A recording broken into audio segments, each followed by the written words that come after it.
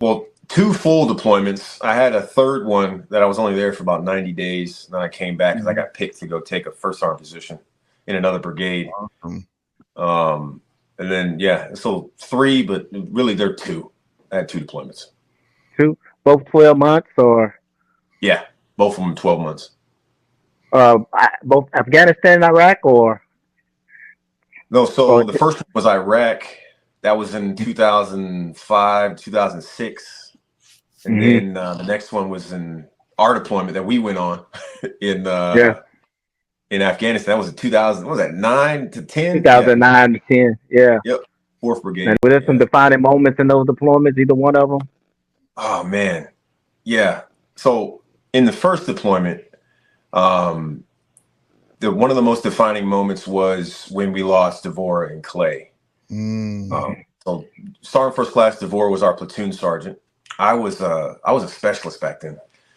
We were on a road in Baghdad, and they hit an IED because they were investigating what looked suspicious on the ground, and they got out. And they were kind of the IEDs right here in the middle. They were standing like this. One got hit with the back blast. The other one got hit with the projectile that came out in front of it, and they ended up passing away. And so as a young kid, I think I might have been 19, 20 years old at the time. I had never seen nothing like that, and that was a defining moment in my life.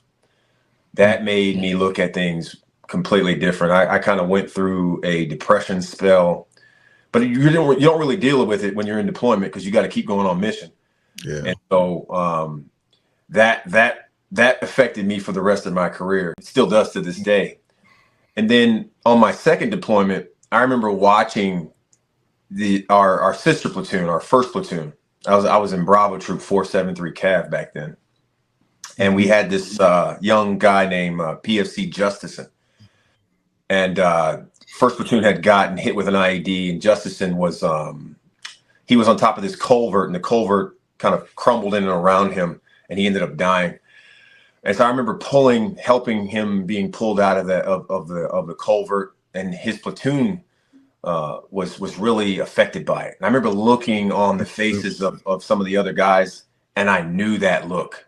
And I remember feeling so bad because I was like, now there's other people that know what it feels like to lose somebody. Because I know what that look looks like, that look of devastation and just like, what the heck? I was just talking with him 5 minutes ago, and now he's gone.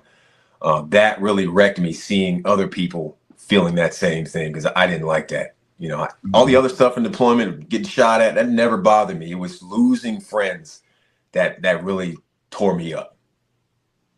Right. I found that a lot of veterans deal with survivor's remorse. Yeah. You're right. They're more like family than they are friends, especially when you're in a leadership position, because we all have this promise in our head that we want to bring everybody home.